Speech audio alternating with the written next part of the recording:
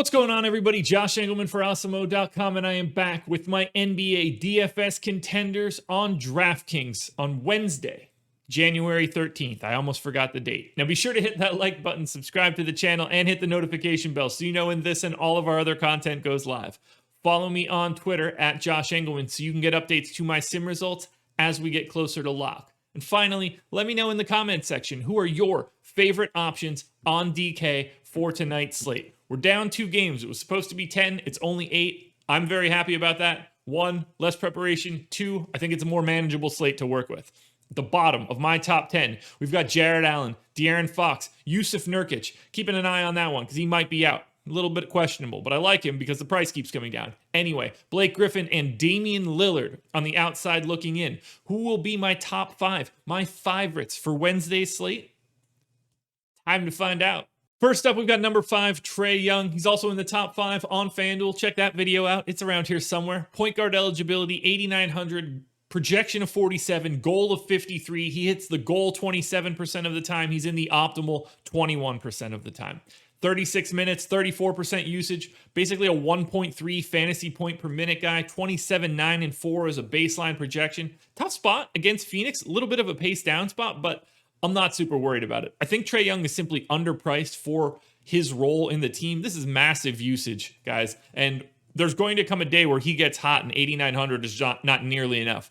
I expect TRAE Young's price by the time this season is over to be in the low to mid 9s, and at that point, I just want to buy as many shares of TRAE Young as I can at 8,900. Next up, we've got number 4, Julius Randle, power forward center eligibility, which is massive, 9,100, 49.4 fantasy point projection. The goal is 54. He hits the goal 31% of the time. He's in the optimal 21% of the time. You're still getting monster minutes out of Randle. Taj Gibson is available, by the way. Don't think it's going to really matter all that much. 38 minutes. He's a 1.3 fantasy point per minute guy so far this season. 24.5 points in this game. 11.6 rebounds and 6 assists.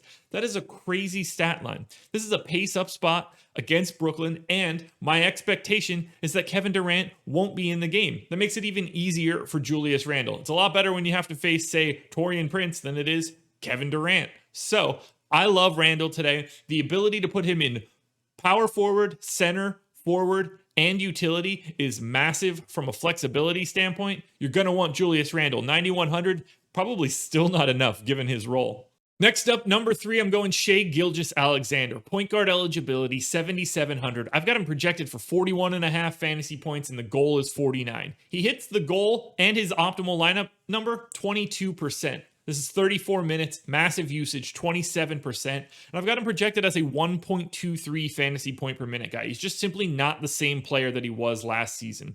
21, 7, and 5 as a baseline projection.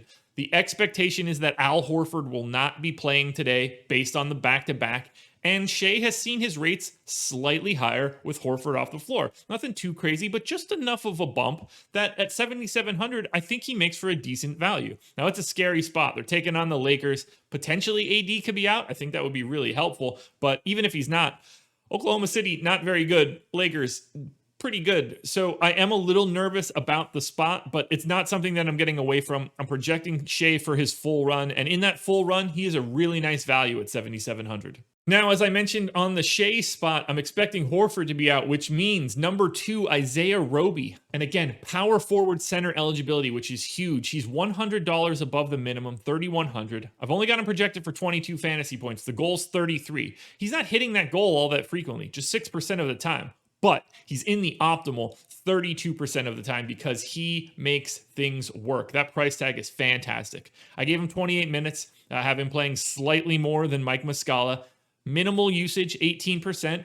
And I have him basically as a 0.9 fantasy point per minute guy. I'm pulling that down. I only have him at 0.8 in this game. 11 and 5 doesn't even look like a real line, but you don't have opportunities to grab 28 minutes at $3,100 for big men all that often. So you have to take into account that you're going to need to save some salary here. This allows you to pay up for some of the studs. Really difficult spot against the Lakers. Foul trouble is something that I'm going to worry about a little bit, but I think that he can push through it. And ultimately, on a slate that doesn't have a ton of pay down value, Isaiah Roby stands out as a guy that I would like to have in a lot of my DraftKings lineups. Now, before we finish off with number one last reminder. Hit that like button, subscribe to the channel, notification bell, and follow me on Twitter at Josh Engleman. You want to get those sim updates as we get closer to lock. I'm not on live before lock tonight, so I'll have my post out somewhere around 6 p.m. Eastern time. Alrighty, the number one contender. I'm assuming Kevin Durant is out, which means 8K CARIS LEVERT with point guard, small forward eligibility. That's as good as it gets. You get him at point guard, small forward, guard forward utility. You can use him pretty much everywhere. I have him projected for almost 46 fantasy points. You only need 50 from him. He hits his goal 35% of the time, and he's in the optimal 35% of the time. 34 minutes as a 1.35 fantasy point per minute guy. 24, 8, and 5 as a baseline projection. Even almost a steal and a half. If that can go, if he can pick up a couple steals, whew, this could be a big one for CARIS LEVERT. It's a pace down spot against the Knicks, but it's a fantastic matchup. CARIS LEVERT should thrive here. 8K, not nearly enough. That is the price tag he should have when Kevin Durant is actually in. He's wildly underpriced. He should be incredibly popular if Durant doesn't play. Honestly, I probably even like him a little bit if Durant does play, just because of the flexibility you get from the guard and forward eligibility. This is the spot you need to be. CARIS LEVERT, the number one contender for Wednesday's slate. Alrighty, guys, thank you for joining me on this Wednesday edition of the Contenders. Check out the strategy show with myself and Alex Baker. That's 10 a.m. Eastern time. If you miss it, go back and watch it. Good luck tonight, guys. I'll be back again tomorrow morning with another edition of the Contenders.